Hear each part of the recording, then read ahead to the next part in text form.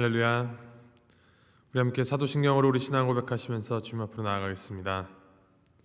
전능하사 천지를 만드신 하나님 아버지를 내가 믿사오며 그 외아들 우리 주 예수 그리스도를 믿사오니 이는 성령으로 잉태하사 동정녀 마리아에게 나시고 본디오 빌라도에게 고난을 받으사 십자가에 못 박혀 죽으시고 장사한 지 사흘 만에 죽은 자 가운데서 다시 살아나시며 하늘에 오르사 전능하신 하나님 편에 앉아 계시다가 저리로서 산 자와 죽은 자를 심판하러 오시리라. 성령을 믿사오며 거룩한 공회와 성도가 서로 교통하는 것과 죄를 사하여 주시는 것과 몸이 다시 사는 것과 영원히 사는 것을 믿사옵나이다. 아멘. 찬송가 327장 함께 찬양하시겠습니다. 327장 주님 주실 화평 함께 찬양하시겠습니다.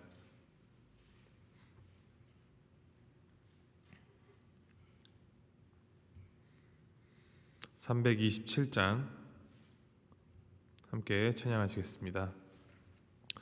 주님 주실 화평 믿음 얻기 위해 너는 정성껏 기도했나. 주의 제단 앞에 모두 바치기 전 복을 받을 줄 생각 마라. 주의 제단에 산 제사 드린 후에 주 내 맘을 주장하니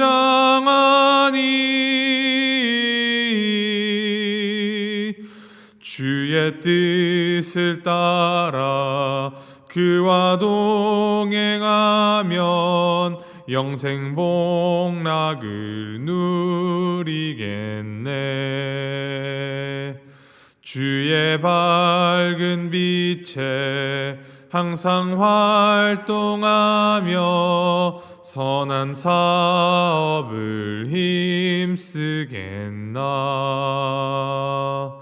자유 얻으려면 주의 뜻을 따라 너의 모든 것 희생하라.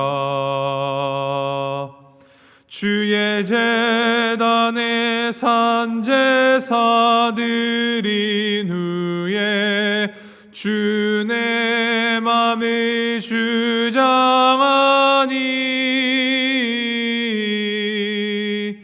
주의 뜻을 따라 그와 동행하면 영생 복락을 누리겠네.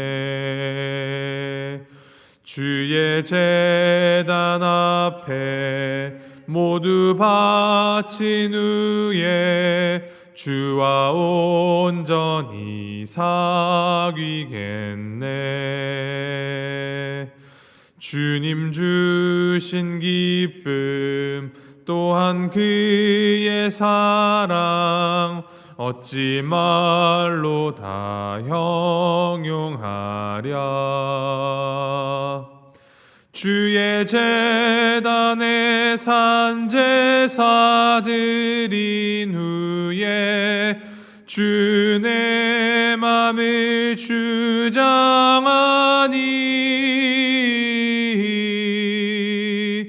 주의 뜻을 따라 그와 동행하면 영생 복락을 누리겠네. 아멘. 하나님께서 오늘 우리에게 주신 말씀 잠언 17장 13절부터 28절까지 말씀입니다. 잠언 17장 13절에서부터 28절까지 말씀 우리 함께 교독하시겠습니다. 잠언 17장 13절에서부터 28절까지 말씀, 13절 말씀 먼저 읽도록 하겠습니다. 누구든지 악으로 선을 갚으면 악이 그 집을 떠나지 아니하리라.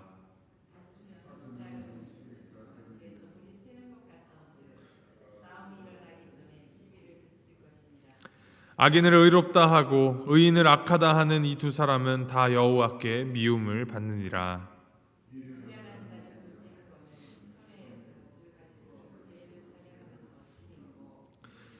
친구는 사랑이 끊어지지 아니하고 형제는 위급한 때를 위하여 낳느니라.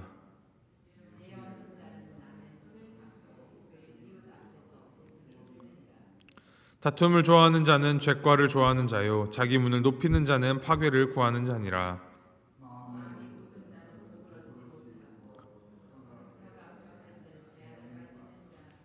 미련한 자를 낳는 자는 근심을 당하나니 미련한 자의 아비는 낙이 없느니라.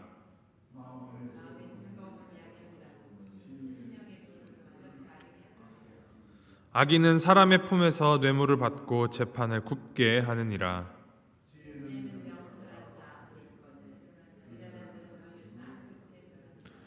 미련한 아들은 그 아비의 큰 근심이 되고 그 어미의 고통이 되느니라.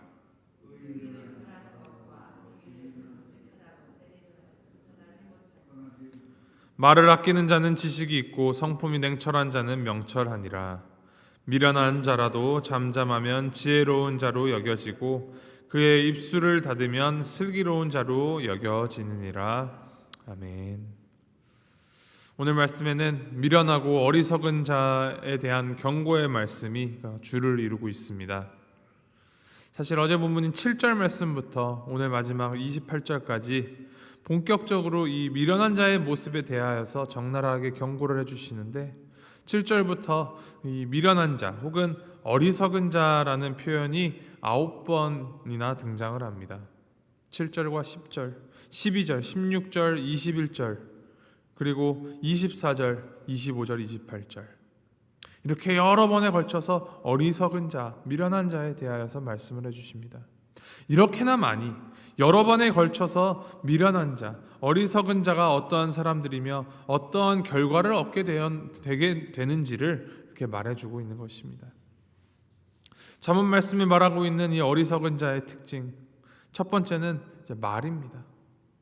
어제 본문인 이 7절과 더불어서 우리가 앞서서 묵상하였던 이 잠언의 말씀들에서도 말에 대한 경계의 말씀, 함부로 입을 열지 말고 거짓을 말하면 그에 대한 심판을 받으리라 라는 그 교훈이 숱하게 여러 번 등장합니다. 많이 기록되어 있습니다. 그만큼 우리가 살아가는데 이 말에 대한 주의를 가져야 한다는 것이죠. 다른 사람의 허물을 드러내는 미련한 자는 결국 그 혀로 망하게 될 것이다 라고 말씀하셨습니다. 15절 말씀에 악인을 의롭다 하며 의인을 악하다 하는 이 두 자는 다 여호와의 미워하심을 입느니라 라고 합니다.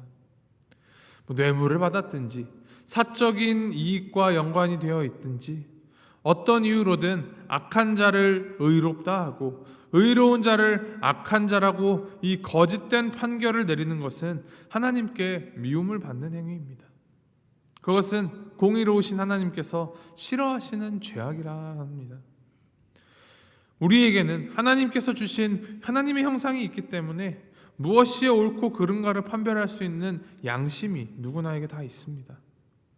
물론 시대마다 지역마다 약간의 다소의 차이는 있을 수 있지만 인간이라면 모든 사람들이 공통적으로 인정하는 정의의 기준, 동서고금을 막론하고 분명히 존재합니다.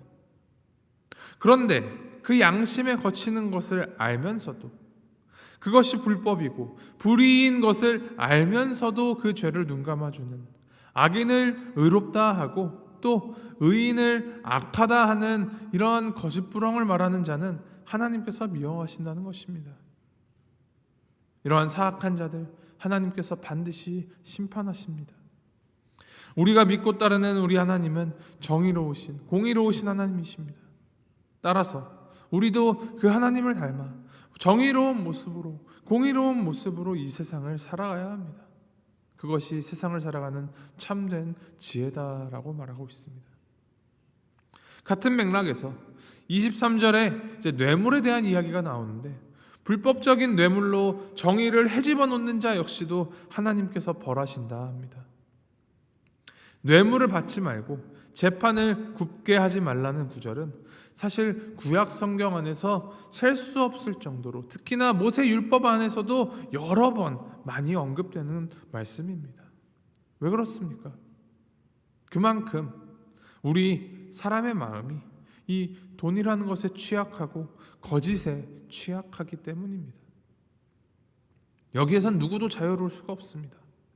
아무리 지식이 뛰어나고 학력이 높고 아무리 마음이 유하고 선한 사람이다 하더라도 눈앞에서 이 팔랑이는 나의 이득 앞에는 쉽사리 무너지기 마련입니다. 그래서 더욱 우리는 하나님 앞에서 겸비하여 하나님의 지혜로 그러한 악들을 단호하게 끊어내고 밀어낼 줄 아는 담대함, 결단이 필요합니다. 16절 말씀에 이렇게 기록합니다. 미련한 자는 무지하거늘 손에 값을 가지고 지혜를 사려 함은 어찌 민고. 미련한 자, 값을 지불하고 물건을 사는 것처럼 돈으로 지혜를 살 수 있다라고 생각합니다. 그러나 지혜는 아무에게나 열려있는 것이 아니며 누구나 그냥 얻을 수 있는 것이 아닙니다. 오직 여호와 하나님을 경외하는 자에게 주어지는 것, 그것이 바로 성경이 말하는 참된 지혜입니다. 성경은 돈을 주고 지혜를 살 수 없다고 말하며 그와 같이 돈으로 지혜를 얻으려는 자는 자신의 미련함을 나타내는 것이다 라고 말합니다. 하나님의 지혜, 그 뜻을 따라 살아가려고 하는 자들에게는 하나님께서는 지혜를 부어주십니다. 그것을 나의 어떠함으로 지불하고 사려고 하는 행위, 그것은 하나님을 기만하는 행위이며 하나님의 그 지혜의 원리를 탈선하는 일입니다. 이어서 계속하여서 미련한 자들이 어떠한 사람인지 이제 쭉 열거가 됩니다. 다툼은 미련한 자의 특징입니다. 14절에 뚝에 물이 새듯 다툼이 이제 시작되는데 미련한 자는 이것을 제때 막지 못한다 합니다. 지혜로운 사람은 다툼으로 번지기 전에 시비를 그치는 사람입니다. 하지만 미련한 자는 다툼을 좋아하고 거만하게 자기 대문을 높게 만든다라고 19절에 기록합니다. 자기 문을 높이는 자, 이 말은 상징적인 표현으로 오만한 자, 교만한 자를 가리킵니다. 부귀와 권세를 가진 사람이 자신의 이 부와 힘을 과시하기 위해서 집 대문을 이제 높이는 행위로서 이 높아진 집 문처럼 높아진 자기 교만을 비유적으로 나타내는 말입니다. 그와 같이 교만한 사람은 하나님께서 반드시 심판을 하신다 합니다. 자기를 과시하는 교만은 파괴를 구하는 것이다 합니다. 이어서 20절 말씀에 하나님의 심판을 받는 이제 두 가지 유형에 대해서 더 이야기를 합니다. 마음이 사특한 자는 복을 얻지 못하고 혀가 패역한 자는 재앙에 빠지느니라. 이 마음이 사특하다라는 말은 간사한 마음을 가진 사람이란 말입니다. 자기의 이익을 위하여서 다른 이들을 속이는 사람, 이 삐뚤어진 마음을 품은 사람을 이제 마음이 사특하다라고 합니다. 하나님은 그와 같은 사람들에게는 복을 주시지 않습니다. 그리고 혀가 패역한 자, 거짓말하는 혀를 가진 사람을 가리키는 말, 그와 같이 거짓으로 이 이웃을 속이는 자는 결국 고난에 빠지게 될 것이고 재앙을 겪게 될 것이다 라고 경고의 말씀을 주십니다.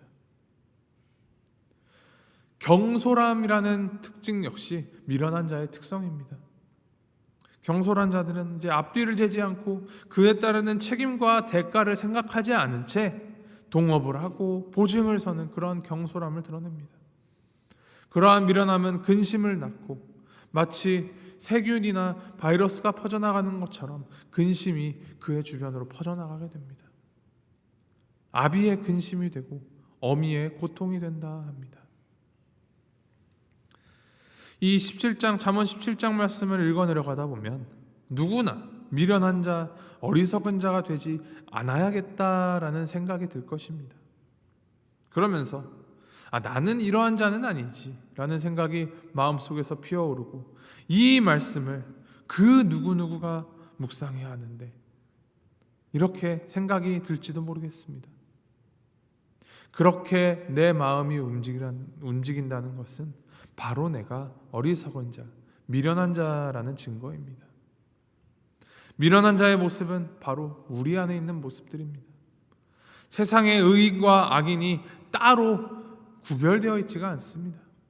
나라고 예외가 될 수 없으며 그러한 자기 기만과 자기 방어에 빠져서 오히려 더 큰 어리석음에 빠져 다툼과 갈등을 야기시키고 있지는 않은지 우리는 우리 스스로를 주님 앞에서 돌아보아야 합니다.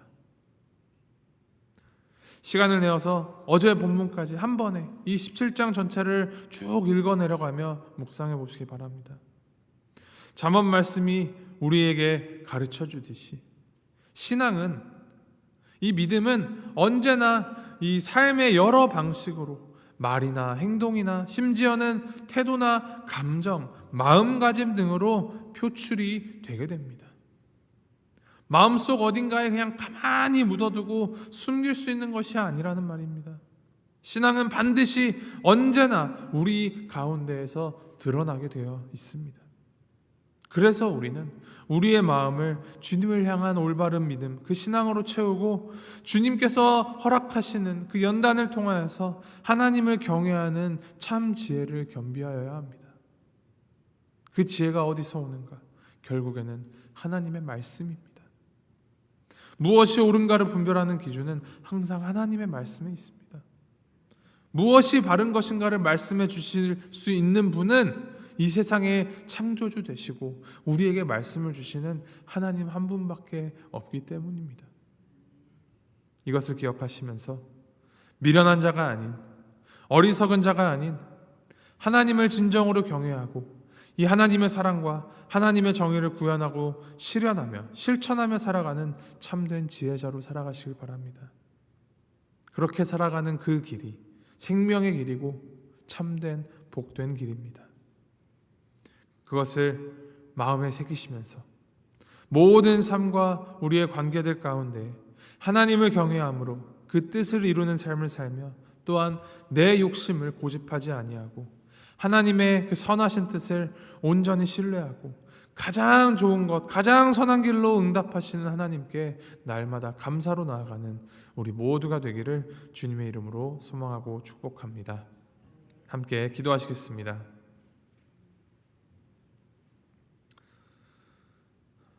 하나님 아버지, 하나님을 믿는다 하면서도 내가 어리석은 자, 미련한 자의 모습을 좇아 살아가고 있지는 않은지 주님 주신 말씀 앞에서 우리 스스로를 비춰봅니다. 주님, 우리의 연약함과 우리 마음의 완악함 주님 용서하여 주시옵소서.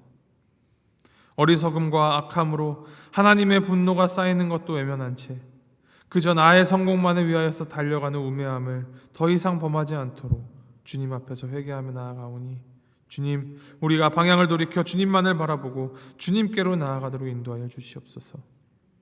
주님의 지혜로 우리를 채워주시어서 그 지혜로 살아가며 지혜 안에서 하나님을 경외하며 살아가도록 주님 붙들어 주시옵소서.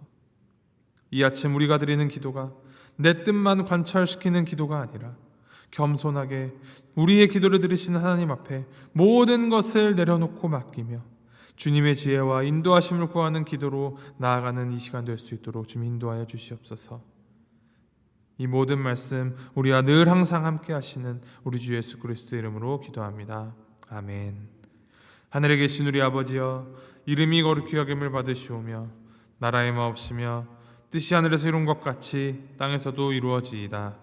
오늘날 우리에게 일용할 양식을 주옵시고 우리가 우리에게 죄 지은 자를 사하여 준 것 같이 우리의 죄를 사하여 주옵시고 우리를 시험에 들게 하지 마옵시고 다만 악에서 구하옵소서. 대개 나라와 권세와 영광이 아버지께 영원히 있사옵나이다. 아멘.